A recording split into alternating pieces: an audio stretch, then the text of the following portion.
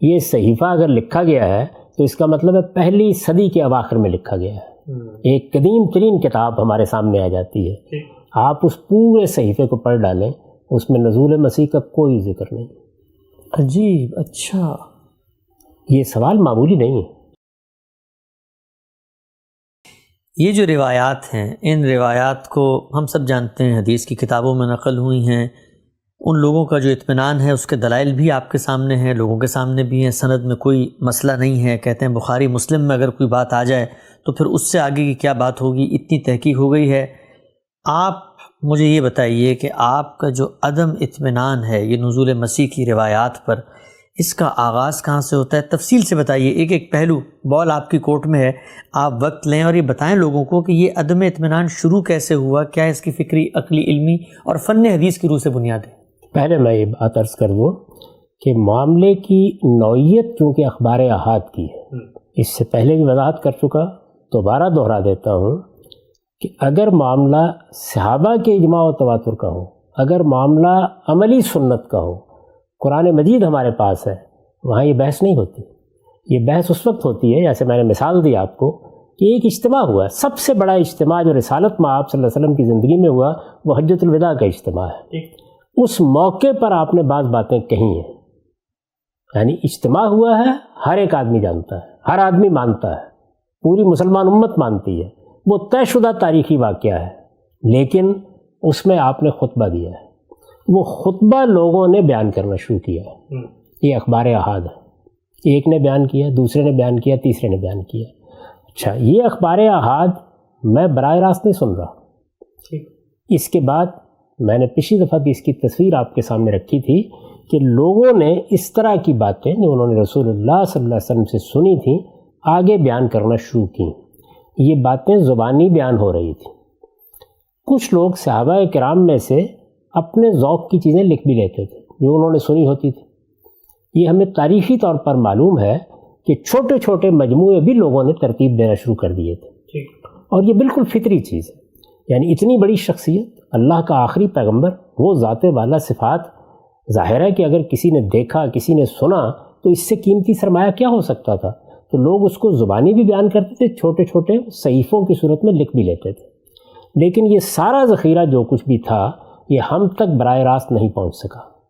وہ صحیفے بھی نہیں پہنچ سکے، امتداد زمانہ کی نظر ہو گئے. اب ہم کتابوں میں پڑھتے ہیں کہ اس طرح کے کچھ صحیفے انہوں نے ترتیب دیے تھے. اسی طرح زبانی روایتیں ایک نسل سے دوسری نسل کو منتقل ہوئیں.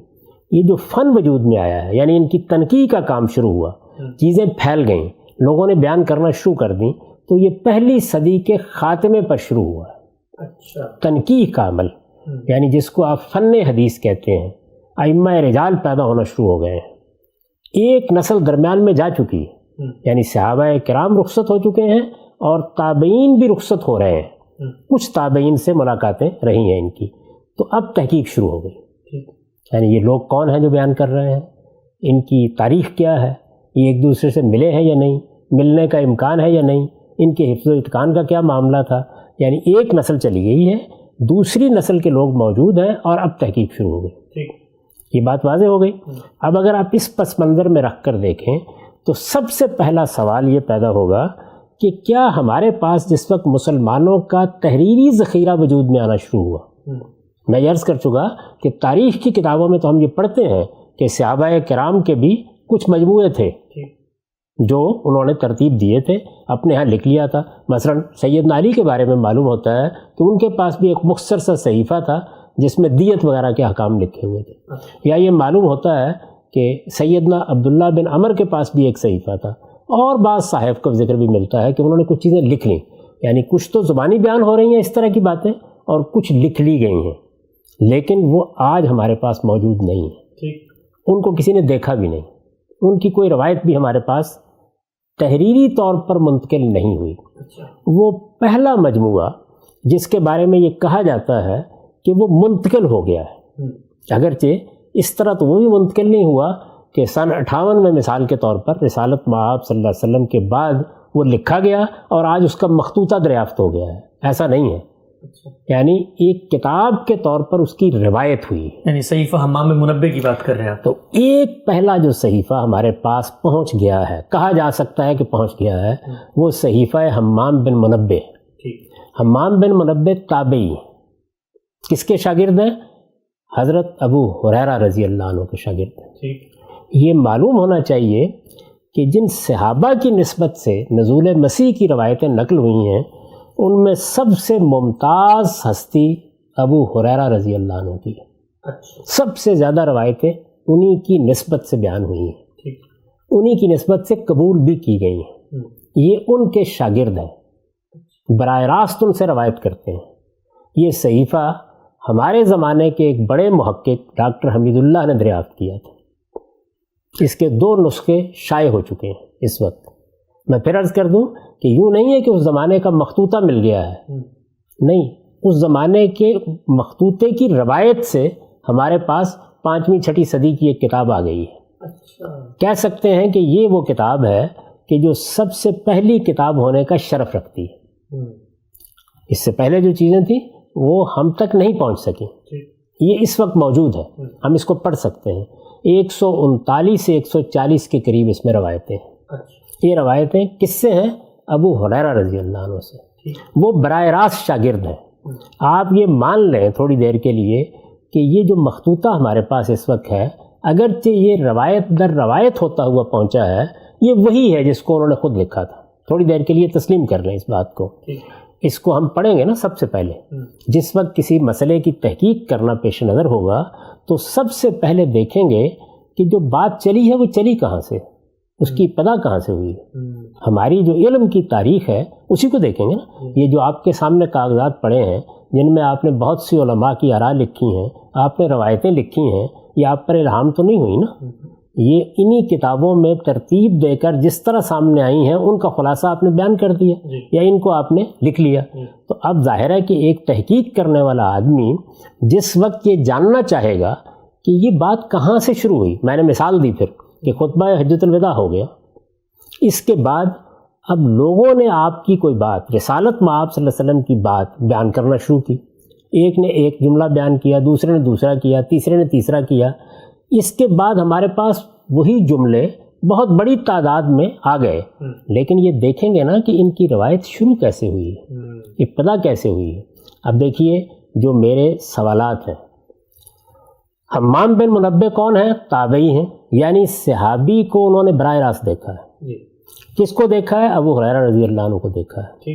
ابو ہریرہ رضی اللہ عنہ اس روایت کے یعنی نزول مسیح کی روایت بلکہ روایات کے سب سے بڑے راوی. اسٹیبلش فیکٹس ہیں, یہ اسٹیبلش فیکٹ ہے. اچھا, اب صحیفہ حمام بن منبہ دریافت ہو گیا, ہم نے اس کو پڑھ لیا, اس میں 139-40 روایتیں موجود ہیں, وہ ہم نے دیکھ لیں. اچھا, اس کی ایک دوسرے ذریعے سے تصدیق بھی ہو گئی, اس لیے کہ صحیفہ حمام بن منبہ پورا کا پورا مسند احمد بن حنبل میں موجود ہے, کیونکہ وہ صحابہ سے روایت کرتے ہیں. ابو ہریرہ کی روایتیں, ابو ہریرہ رضی اللہ عنہ کی جو روایتیں ہیں وہ مسند میں بھی موجود ہے نا. مسند احمد بن حنبل صحابہ کے لحاظ سے ترتیب دی گئی ہے اور حدیث کی سب سے بڑی کتاب ہے, اس میں بھی موجود ہے. تو اس میں اور اس میں کوئی فرق نہیں ہے. یعنی اس سے اطمینان ہوتا ہے کہ زبانی روایت بھی ہمارے ہاں کس احتیاط سے کی جاتی رہی ہے, اور یہ اطمینان بھی ہوتا ہے کہ تحریری طور پر اس کی تصدیق ہو رہی ہے. اپنی جگہ یہ اس علم کے لیے بہت اچھی خبر ہے. لیکن جو آدمی تحقیق کر رہا ہے اس کے لیے اس میں ایک بہت بڑا مسئلہ سامنے آ جاتا ہے.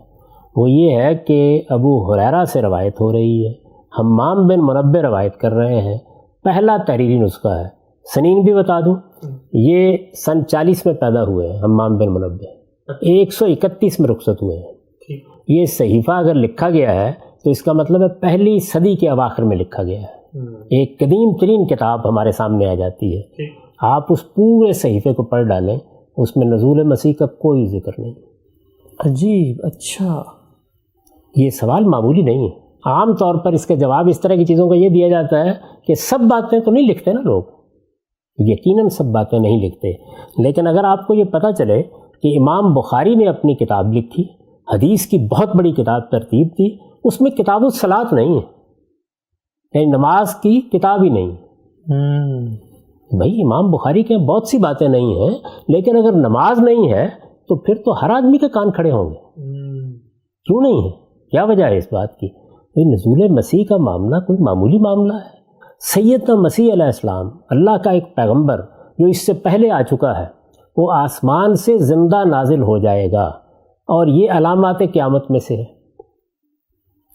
یہی ہے نا جو کچھ آپ روایتوں میں سناتے ہیں. تو سب سے پہلی جو کتاب یا سب سے پہلا صحیفہ ہمارے سامنے آتا ہے، اس میں اس کا کوئی ذکر نہیں. یہ ہو سکتا ہے کہ اس کے جواب میں آپ فرمائیں کہ ممکن ہے کہ انہوں نے کچھ اور نوعیت کی روایتیں لکھ لی ہوں. اس میں قیامت کی نشانیوں کا باب موجود ہے. اچھا. مثلا اس میں یہ روایت نقل ہوئی ہے کہ سورج مغرب سے طلوع ہو جائے گا. حمام بن منبہ کے صحیفے میں یہ روایت نقل ہوئی ہے. اس میں یہ روایت نقل ہوئی ہے کہ قیامت سے پہلے 30 دجال پیدا ہوں گے. اچھا. اس میں یہ روایت نقل ہوئی ہے کہ عجم کے ساتھ مسلمانوں کی ایک بڑی لڑائی ہوگی. اچھا. اب ظاہر ہے کہ یہ سب کی سب پیشین گوئیاں ہیں جو بعد کے زمانوں سے متعلق ہیں. اس میں خاص طور پر 30 دجالوں کی روایت، خاص طور پر آسمان کے پلٹ جانے کی روایت کہ سورج مغرب سے طلوع ہوگا، یا زمین کے پلٹ جانے کی روایت، یہ بہت بڑی چیز ہے. یہ بیان ہوئی ہیں اس میں. اجمیوں سے لڑائی کی بھی آپ یہ موجود ہیں، ان کو آج بھی پڑھ کے دیکھا جا سکتا ہے. لیکن یہ اتنا بڑا واقعہ یہ کیسے ہو سکتا ہے کہ بیان نہ ہوا ہو؟ یہ پہلا سوال ہے. دیکھیے میں یہ نہیں کہہ رہا کہ یہاں سے بس میں کسی چیز کو رد کر رہا ہوں. یہ پہلا سوال ہے کہ آپ کے خیال میں یہ ایسا سوال نہیں ہے کہ جو تردد پیدا کرے، عدم اطمینان کی بنیاد رکھ دے، یہ تقاضا کرے کہ اب اس کی تحقیق ہونی چاہیے. ایسا ہوگا نا؟ یہ پہلی بات. اس کے بعد مزید آگے بڑھیے. ہمارے پاس حدیث کا جو سب سے پہلا مستند ترین مجموعہ آتا ہے جو اس وقت امت میں متداول ہے. میں پھر عرض کر دوں کہ اس سے پہلے بھی چھوٹے چھوٹے صحیفے رہے ہوں گے، لیکن وہ اس طرح منتقل نہیں ہوئے. جو سب سے پہلا مجموعہ اور وہ بڑی غیر معمولی حیثیت رکھتا ہے، وہ کس کا ہے؟ وہ امام مالک کا ترتیب دیا ہوا ہے. امام مالک اساتین امت میں سے، وہ مدینہ میں بیٹھے رہے ہیں، انہوں نے وہاں بیٹھ کر اس کتاب کو ترتیب دیا ہے. یہ کتاب دسیوں لوگوں نے ان سے آگے سنی ہے، وہ اس کا خود درس دیتے رہے. مسجد نبوی میں بیٹھ کر انہوں نے برسوں اس کو پڑھایا ہے. ان کا زمانہ کون سا ہے؟ 93 ہجری میں پیدا ہوئے ہیں، یعنی پہلی صدی کے آخر میں. 174 یا 73 میں دنیا سے رخصت ہوئے ہیں. یعنی اس سے پہلے صحیفہ حمام بن منبہ کی ہم نے بات کی، امام مالک کی موطا، وہ تو پھر ایک صحابی کی روایتیں ہیں. یہاں تو امام مالک اپنا علم مرتب کر رہے ہیں. یہ میں نے عرض کیا بڑی غیر معمولی کتاب ہے. مدینے میں بیٹھ کے اس میں مدینے میں بیٹھ کر رہے ہیں، یعنی ان کے بالکل قریب کا زمانہ صحابہ کا زمانہ ہے، تابعین کا زمانہ قریب کا زمانہ ہے. یہ پہلی کتاب ہے جو ایک باقاعدہ کتاب کی حیثیت سے روایت کی گئی ہے. ایک زمانے میں اس کتاب کے بارے میں عباسی حکمرانوں نے یہ چاہا کہ اس کو پوری مملکت کا دستور بنا دیا جائے. امام مالک اس پر مطمئن نہیں ہوئے. یہ اس وقت کی کتاب ہے جب ابھی یہ بخاری مسلم کوئی تصور بھی نہیں تھا کبھی وجود میں آئیں گے. مسلمانوں کے پاس جو سب سے زیادہ مستند اور پہلا مجموعہ آیا ہے وہ یہی ہے. اور اس میں صرف حدیثیں نہیں ہیں، اس میں حدیثیں بھی ہیں، اس میں صحابہ کے آثار بھی ہیں، اس میں امام مالک کے فتوے بھی ہیں. یہ فقہ کی کتاب بھی ہے، یہ حدیث کی کتاب بھی ہے، کیونکہ وہ تفریق جو بعد میں ہوئی جس میں صرف مرفوع روایتیں لوگوں نے لینا شروع کی یا آثار کو الگ کیا یا آثار اور مرفوع روایتیں مل کر مجموعے بنانا شروع کیے، وہ بہت بعد کی ہے.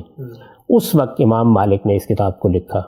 اس کتاب کو بھی پوری پڑھ جائیے، اس کتاب میں آپ کو کسی جگہ نزول مسیح کی روایت نظر نہیں آتی. اچھا، تو یہ ایک سوال ہے نا جو عدم اطمینان پیدا کرے گا. اس وقت بیٹھ کر آپ مجھے بہت سی روایات دکھائیں گے، لیکن میں ایک طالب علم کی حیثیت سے اس ساری تاریخ سے صرف نظر نہیں کر سکتا. صحیفہ حمام بن منبہ میں نے آپ سے عرض کیا کہ خالی ہے، اس کے بعد یہ کتاب بھی اس سے بالکل خالی ہے. یہاں پھر وہی سوال ہوگا کہ ہو سکتا ہے کہ امام مالک نے اس باب کی روایتیں لینا ہی پسند نہ کیا ہو. جی ہاں، جس طرح وہاں نہیں لی امام. جی ہاں، وہاں میں نے بتایا کہ نہیں، اس باب کی چیزیں موجود ہیں. یعنی اشراط الساعہ یا فتن یا ملاحم کی ایک دو روایتیں وہاں موجود ہیں. اس کا مطلب ہے وہ معاملہ، وہ موضوع زیر بحث آ گیا ہے. یہی صورتحال موطا میں بھی. اچھا، معطا میں دجال کی اور سیدنا مسیح کی روایت موجود ہے. یعنی کچھ ذکر ہوا سیدنا مسیح کا ذکر ہوا ہے، بڑا اہم ذکر ہے، اور وہ کتاب الجامع میں ہے. میں آپ سے عرض کرتا ہوں کہ جو لوگ معطا کو پڑھتے ہیں وہ تو اس بات سے واقف ہی ہیں اور جانتے ہیں کہ معطا کی اہمیت کیا ہے اور معطا میں باتیں کس طرح بیان ہوئی ہیں. یہ کتاب الجامع میں ایک باب ہے صفت النبی صلی اللہ علیہ وسلم، ما جاء فی صفت النبی. اس کے بعد اسی میں ایک دوسرا باب ہے صفت عیسی ابن مریم و دجال. یعنی عیسیٰ ابن مریم اور دجال کے معاملے سے متعلق. میں اس روایت کو بھی پڑھوں گا نہیں، یہ اپنے وقت پر میں آپ کے سامنے رکھوں گا. یہ روایت یہاں موجود ہے، ٹھیک ہے، معطا میں ہے. امام مالک نے اس کو نقل کیا ہے.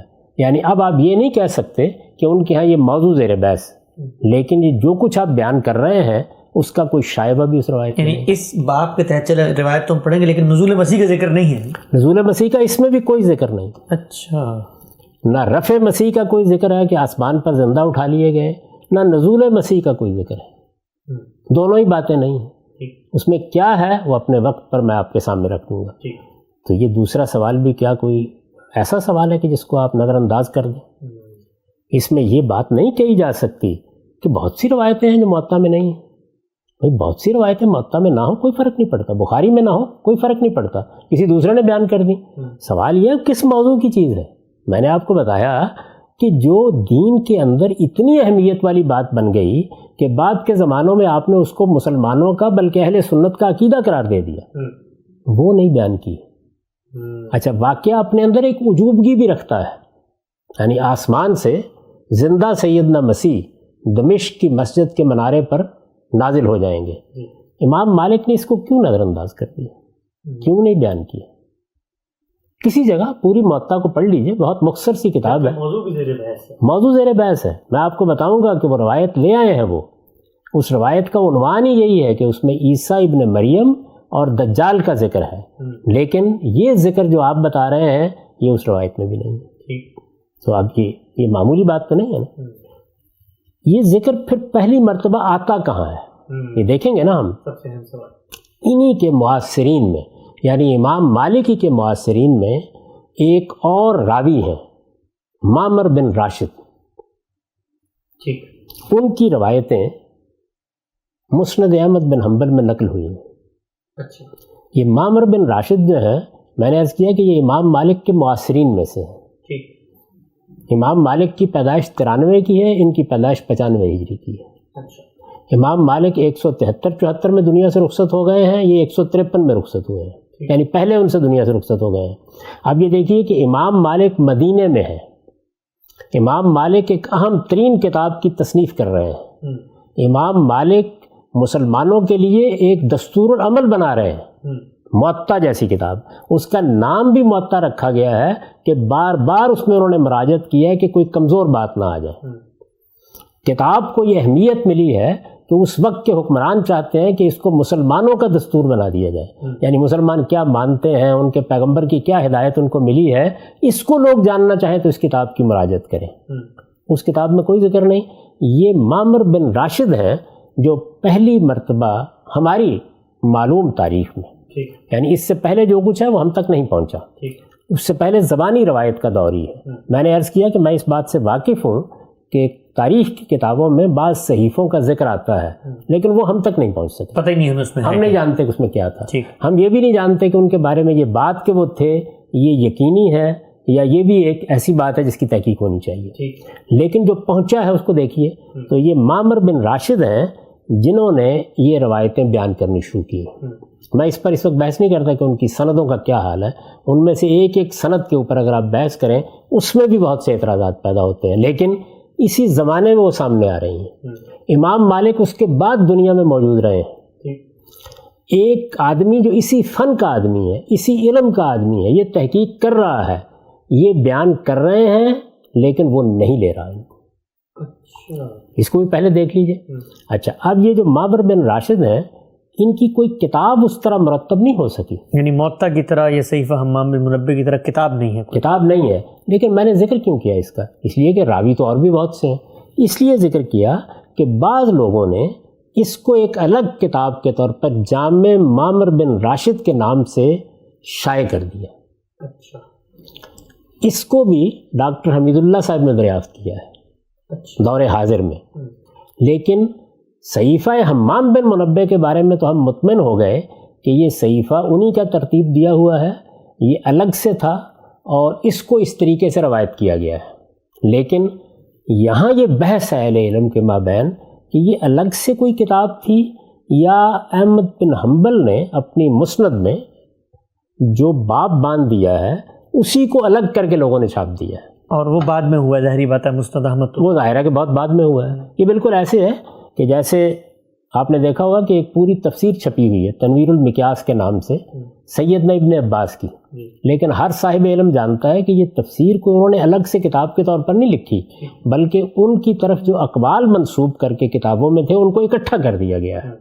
تو زیادہ تر محققین اس کو الگ کتاب نہیں مانتے, تاہم یہاں سے اس کی ابتدا ہوتی ہے.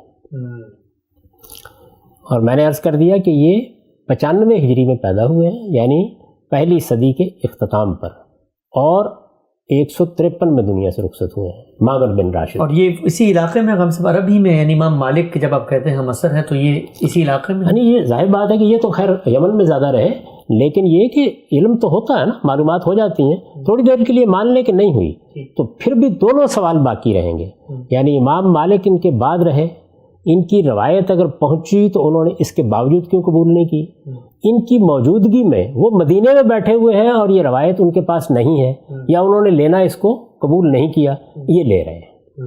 یہاں سے یہ بات شروع ہوتی ہے. یہ اخبار احاد ہے, میں نے آپ سے عرض کیا, یعنی اس طریقے سے ہم دیکھتے ہیں کہ ابتدا ہو گئی ہے. اب میں نے عرض کیا کہ یہ 153 میں دنیا سے رخصت ہوئے ہیں, یعنی یہ دوسری صدی کا وسط ہوا. دوسری صدی سے لے کر, دوسری صدی کے وسط سے لے کر تیسری صدی کے وسط تک یہ 100 سال کا عرصہ ہے جس میں ہمارے ہاں حدیث کی وہ کتابیں مرتب ہوئی ہیں جن کو آج آپ اپنا سب سے بڑا ماخذ سمجھتے ہیں. اچھا. یعنی لوگوں میں باتیں پھیلی ہوئی ہیں, لکھی ہوئی تحریریں بھی کچھ موجود ہیں, لیکن یہ سب کچھ منتشر ہے. پہلی کتاب موطا امام مالک ہے, میں نے اس کا ذکر آپ سے کر دیا. پہلا صحیفہ جو ایک تابعی کی نسبت سے ہمارے پاس پہنچا ہے وہ صحیفہ حمام بن منبہ ہے. اس کے بعد 100 سال کے عرصے میں لوگوں نے بہت چیزیں ترتیب دینا شروع کر دی ہیں. مصنف عبد الرزاق ہے اور بہت سی چیزیں ہیں, تو بہت سی کتابیں اس میں پھر سامنے آنے لگ گئی ہیں. یہی اصل میں وہ دور ہے کہ جس میں جگہ جگہ سے روایات کو جمع کیا گیا ہے, اپنے اپنے طریقے سے مرتب کیا گیا ہے, اور مختلف لوگوں نے اپنا ایک معیار قائم کر کے یہ دیکھا ہے کہ وہ کیا کتابیں لے رہے ہیں. طبقات ابن سعد اسی دور میں مرتب ہوئی ہے, اسی طرح سے جیسے میں نے عرض کیا مصنف عبد الرزاق اسی میں مرتب ہوئی ہے, آثار کی کتابیں, اسی طرح حدیث کی بہت سی کتابیں اس دور میں آنی شروع ہو گئی ہیں. اسی دور کے خاتمے پر وہ کتابیں سامنے آئی ہیں جن کو آپ الجامع الصحیح امام بخاری کی کہتے ہیں, الجامع الصحیح امام مسلم کی کہتے ہیں. امام بخاری کا سال وفات 256 ہے اور امام مسلم کا 261 ہجری ہے. تیسری صدی کے وسط میں آ کر ہمارا یہ سارا علم ترتیب پا گیا ہے. اور اس 100 سال کے عرصے میں نے اس کی ابتدا آپ کو بتا دی, اس 100 سال کے عرصے میں جو روایات شائع و ضائع ہو گئیں نزول مسیح کے بارے میں, ان کی تعداد اگر مرفوع روایات کو آپ الگ نکال لیں تو 40 کے قریب. مرفوع کی ذرا عام آدمی کو یعنی وہ روایت جس میں راوی رسالت مآب صلی اللہ علیہ وسلم کی نسبت سے بات بیان کر رہا ہے کہ میں نے رسول اللہ سے سنا, میں نے رسول اللہ سنا, آخر میں بیان کر رہا ہے. یعنی ظاہر ہے کہ وہ بیان کرے گا کہ میں نے رسول اللہ صلی اللہ علیہ وسلم سے سنا, صحابی بیان کرے گا, اس کے بعد کسی اور نے ان سے سنا, پھر ان سے کسی اور نے سنا, تیسرے چوتھے پانچویں واسطے میں لوگوں کو یہ روایات ملنا شروع ہو گئی. مسند احمد بن حنبل میں بھی یہ موجود ہے, مصنف میں بھی موجود ہے, امام بخاری کے ہاں بھی موجود ہے, امام مسلم کے ہاں بھی موجود ہے. البتہ ایک بات اس میں بھی بڑی دلچسپ ہے, وہ یہ ہے کہ 256 میں نے بتایا امام بخاری کا سال وفات ہے. بخاری کی تدوین کا کام ظاہر بات ہے کہ دوسری صدی کے خاتمے سے لے کر تیسری صدی کے ابتدائی سالوں ہی میں متصور ہوگا. اس وقت تک بھی انہوں نے اپنی صحیح میں 3 روایتیں لی ہیں, اور تینوں صرف ابو ہریرہ سے لی ہیں. اچھا، یہ بھی بڑا دلچسپ. یعنی الجامع الصحیح میں باقی روایتیں نہیں. صحیفہ حمام بن منبہ خالی ہے، امام مالک کی موطا بالکل خالی ہے، اور جو ہمارے پاس پھر آخر میں آ کے مستند ترین چیز آئی امام بخاری کی صحیح ہے نا، اسی کو ہم حدیث کا سب سے اہم ذخیرہ سمجھتے ہیں، غیر معمولی حیثیت ہے. اب میں آپ سے عرض کرتا ہوں کہ یہ کیوں ایک اہم سوال ہے. پھر اس لیے اہم سوال ہے کہ جو اس ساری ایک صدی کے اندر روایات شائع و ضائع ہوئیں، یہ جب ان کو انتخاب کیا جاتا ہے تو جیسے میں نے عرض کیا کہ 40 کے قریب یہ روایتیں ہیں جو مرفوع روایتیں ہیں. میں آثار کا اور باقی موقوفات کا ذکر نہیں کر رہا. 40 کے قریب روایتیں ہیں 23 صحابہ سے. اچھا، ان 23 صحابہ میں سے امام بخاری صرف ابو ہریرہ کی 3 روایتیں اپنی صحیح میں نقل کرتے ہیں. یہاں بھی یہ سوال نہیں ہے کہ جو باقی انہوں نے چھوڑ دی وہ ان کے نزدیک صحیح نہیں تھیں، لیکن انتخاب کیا بتا رہا ہے یہ کچھ تو ظاہر ہے کہ یہ بھی ایک سوال ہے ہمارے سامنے آتا ہے. اس سارے عرصے کے دوران میں یہ جو روایات میں نے آپ سے عرض کی کہ 40 کے قریب روایات، یہ 40 کے قریب اس میں کچھ اضافے بھی کر رہے ہیں لوگ، کچھ کمی بھی کرتے ہیں. وہ کمی اور اضافہ کیسے ہوتا ہے کہ کچھ روایات آپ کو مل گئی لیکن آپ زیادہ تنقید سے کام نہیں لے رہے، کچھ زیادہ تنقید سے کام لیتے ہیں تو 2-4 کم بھی کر لیتے ہیں. یہ جو کتاب میں نے ابھی آپ سے ذکر کیا تھا کہ ہمارے زمانے میں ایک بڑے جلیل القدر عالم امام انور شاہ کاشمیری نے یہ کتاب لکھی ہے، التصریح بما تواتر فی نزول المسیح. تو التصریح بما تواتر فی نزول المسیح میں انہوں نے 40 روایتیں بیان کی ہیں، مرفوع روایتیں. آثار بھی بیان کیے ہیں، آثار کو بھی آپ شامل کر لیں، موقوفات کو بھی شامل کر لیں تو یہ 100 کے قریب ہو جاتی ہیں روایتیں. 23 صحابہ سے کم و بیش یہ آئی ہیں. یعنی تعداد کے گننے میں ظاہر ہے کہ ایک محقق کے ہاں دوسرے محقق کے ہاں کچھ کمی بیشی بھی ہو جاتی ہے. امام بخاری نے ان میں صرف ابو ہریرہ رضی اللہ عنہ کی روایتیں لی ہیں. امام مسلم نے کوئی 5-6 صحابہ کی روایتیں اپنی صحیح میں لے لی ہیں. یہ تصویر سامنے رہنی چاہیے. اب ان سب روایتوں میں جو مضامین بیان ہوئے ہیں ان کا خلاصہ آپ نے کر دیا. اس کے باوجود میں چاہوں گا کہ کچھ روایتیں آپ کے سامنے رکھ دوں. عام آدمی کے لحاظ سے میں یہ سمجھتا ہوں کہ لوگوں نے پڑھنا ہوتا ہے نا، جاننا ہوتا ہے. یہ ہو سکتا ہے کہ ہماری یہ گفتگو سننے کے بعد بعض لوگ براہ راست اس معاملے کو دیکھنا چاہیں. اس میں سب سے اچھے طریقے سے اس مسئلے کی روایات کو جمع کیا ہے مولانا سید ابو اللہ صاحب مودودی نے. مولانا سید ابو اللہ صاحب مودودی نے اپنی کتاب تفہیم القرآن، یہ تفسیر ہے ان کی، اس میں سورہ احزاب کا ضمیمہ لکھا ہے. سورہ احزاب میں چونکہ ختم نبوت کی آیت ہے، ختم نبوت کے ذیل میں یہ مہدی موعود اور مسیح موعود کی بحث پیدا ہو گئی تھی، تو انہوں نے ایک تفصیلی ضمیمہ اس پر لکھا ہے.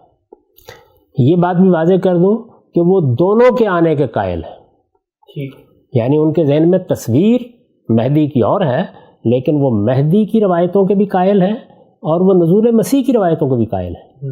انہوں نے بڑی تفصیل سے اس زمینے میں بتایا ہے کہ اس وقت جو اسٹیج بن رہا ہے اس میں یہود کی ایک ریاست قائم ہو گئی ہے، اسی کے اندر سے دجال کو پیدا ہونا ہے، اس دجال کی صفات غیر معمولی ہوں گی، اس سے ایک بڑا فتنہ وجود میں آ جائے گا اور اللہ تعالیٰ سیدنا مسیح علیہ السلام کو آسمان سے نازل کرے گا. یعنی ایک ایسے شخص کی بات میں آپ کے سامنے رکھ رہا ہوں جو اس کو مانتا ہے. انہوں نے اپنی اس کتاب میں یعنی تفہیم القرآن میں اور تفہیم القرآن کے سورہ احزاب کے ضمیمے میں یہ روایتیں جمع کر دیں. ایک نظر آپ ڈالیے، یہ روایتیں جو انہوں نے لی ہیں، میں نے تو آپ کو باقی لوگوں کی تحقیق بتا دی.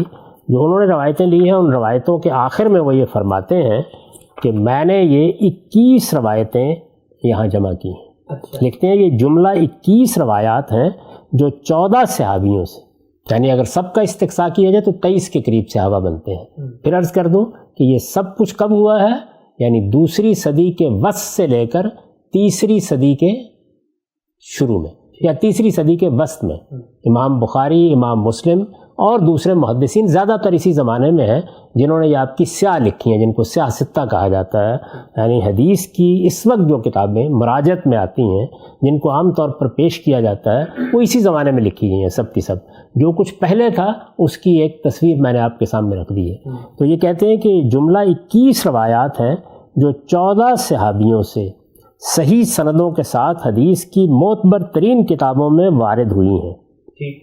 اگرچہ ان کے علاوہ دوسری بہت سی احادیث میں بھی یہ ذکر آیا ہے لیکن طول کلام سے بچنے کے لیے ہم نے ان سب کو نقل نہیں کیا، بلکہ صرف وہ روایتیں لی ہیں جو سند کے لحاظ سے قوی تر ہیں۔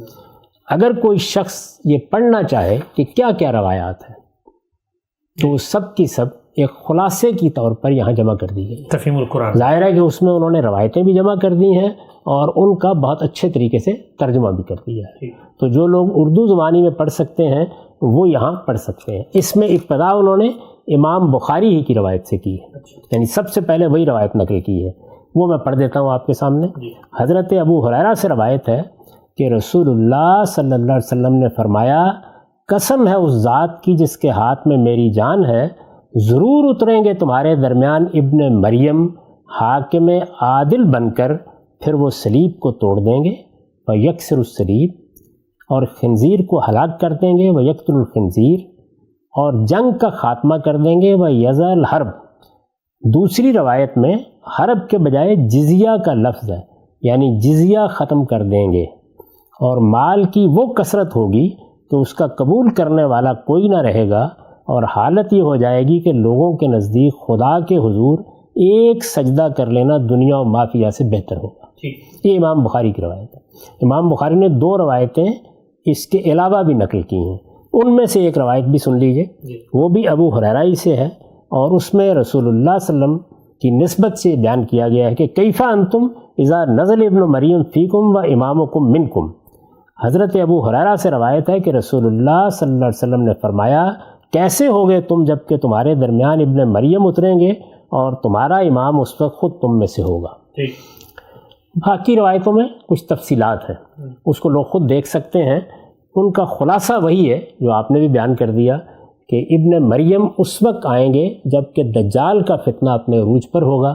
پھر اس میں تفصیلات بیان کی گئی ہیں، اور یہ سبھی روایتوں میں کسی میں ایک کسی میں دوسری جب آپ جمع کرتے ہیں تو یہ تفصیلات سامنے آ جاتی ہیں کہ عفیق کی گھاٹی کے پاس سے مسلمانوں کے جنگی اقدام کے نتیجے میں دجال پسپا ہونا شروع ہوگا۔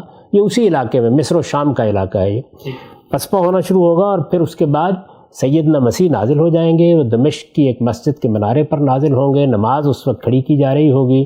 بعض روایتوں میں آتا ہے کہ وہ خود نماز کی امامت کرائیں گے، 2 روایتیں ہیں، لیکن زیادہ تر میں یہ ہے کہ وہ امامت نہیں کرائیں گے، مسلمانوں کے امامی سے کہیں گے کہ وہ امامت کرائے، اس کے پیچھے نماز پڑھیں گے، اس کے بعد دجال کا تعاقب کریں گے، اور لد کے مقام پر، یہ اسرائیل میں ہے اس وقت، یہاں ایک بڑا ہوائی اڈہ بنایا گیا ہے، تو اس مقام پر جا کر وہ دجال کو قتل کر دیں گے اور پھر اس کا خون اپنے حربے میں دکھائیں گے۔ یہ ان روایات کا خلاصہ ہے، اور بعض تفصیلات بھی ہیں لیکن وہ ظاہر ہے کہ ہمارا موضوع نہیں ہے، تو میں نے عرض کیا کہ اب ذرا تھوڑا تازہ کر لیجئے۔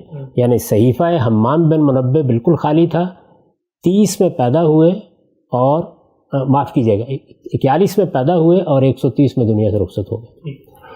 اب ظاہر ہے کہ یہ سوال پیدا ہوا، پھر اس کے بعد موطا امام مالک کا میں نے بتایا آپ کو، یعنی وہ بھی پہلی صدی کے خاتمے پر ہے۔ پہلی صدی کے خاتمے کے اوپر وہ کتاب تصنیف تو ابھی ہونا شروع نہیں ہوئی، وہ دوسری صدی کی ابتدا میں ہونا شروع ہوئی ہے، لیکن اس کتاب کی ایک اہمیت ہے، وہ کتاب مسلمانوں کے ہاں مسلمانوں کے علم میں، حدیث کے علم میں بڑی بنیادی حیثیت رکھتی ہے۔ اس کا کیا معاملہ ہے؟ پھر آہستہ آہستہ یہ خبر پھیلنا شروع ہوئی۔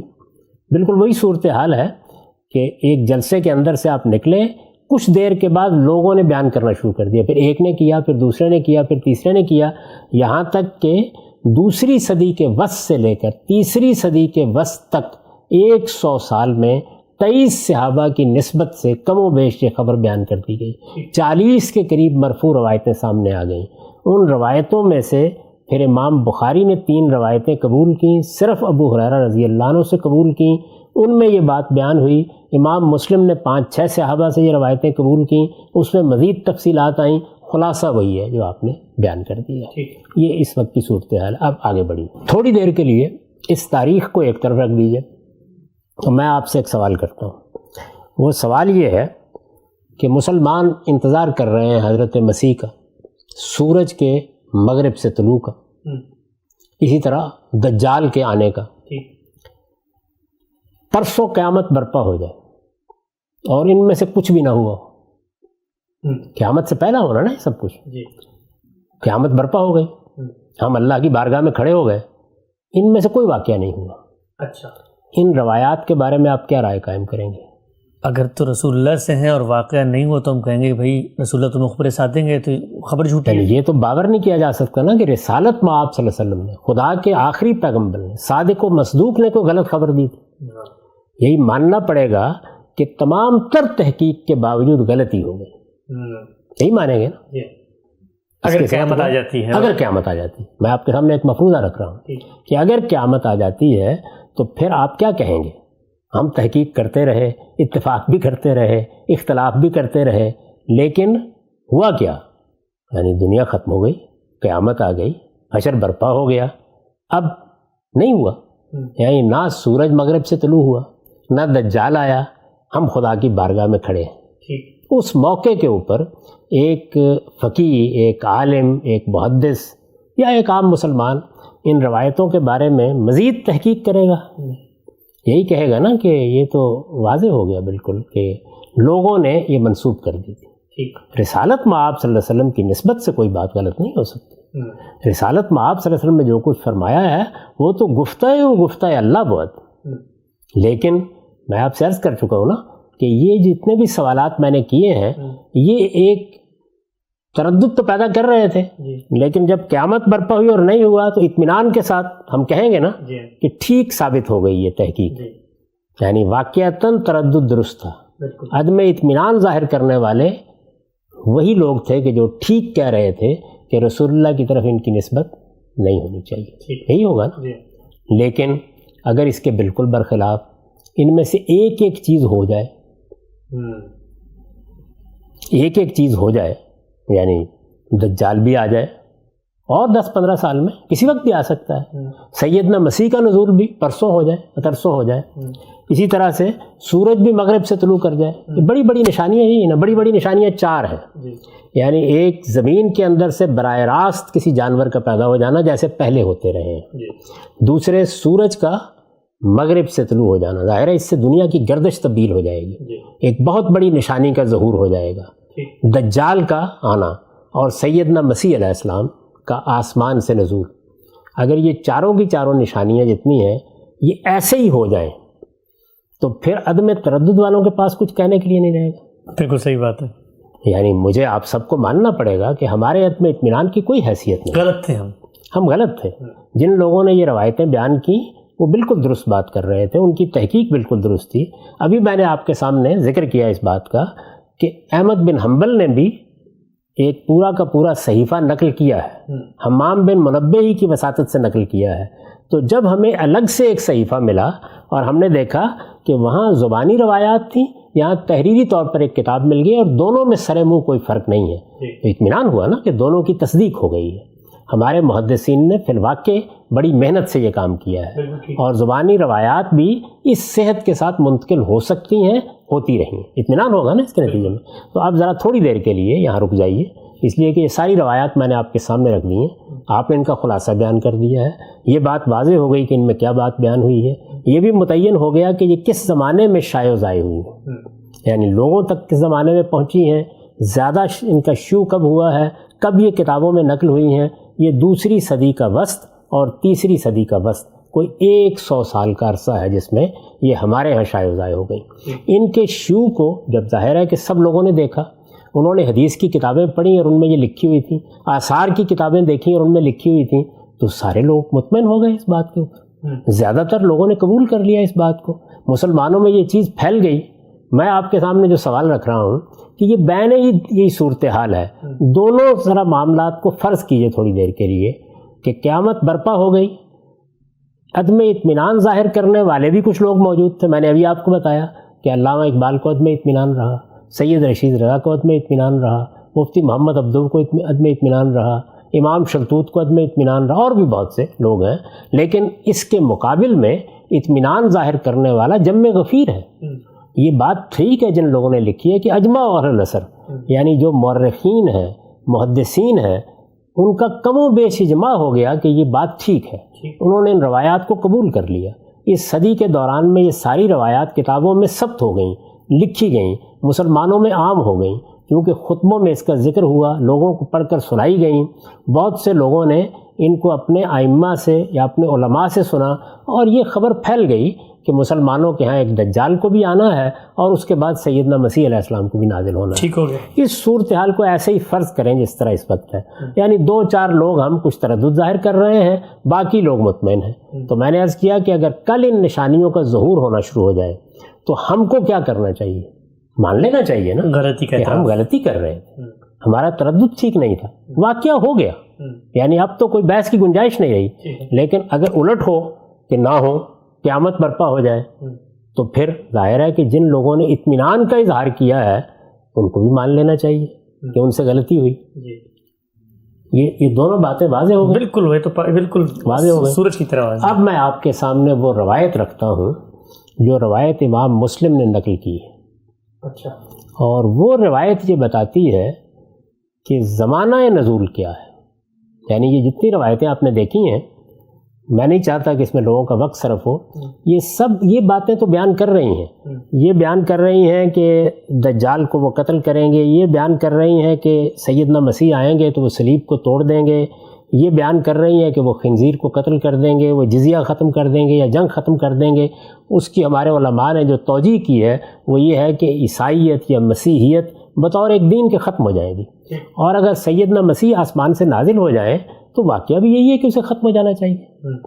بلکہ میں نے اس سے پہلے بھی ذکر کیا تھا کہ امام کشمیری نے یہ بات بیان کی ہے کہ ایک طرف اگر مہدی آ جائیں جیسے کہ بیان کیا گیا ہے تو تشیع اور تسنن کا اختلاف ختم ہو جائے گا, واضح ہو جائے گی صورتحال.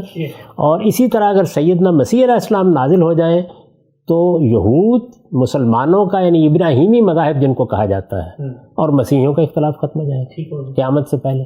یعنی یہ صورتحال تو بالکل واضح ہے.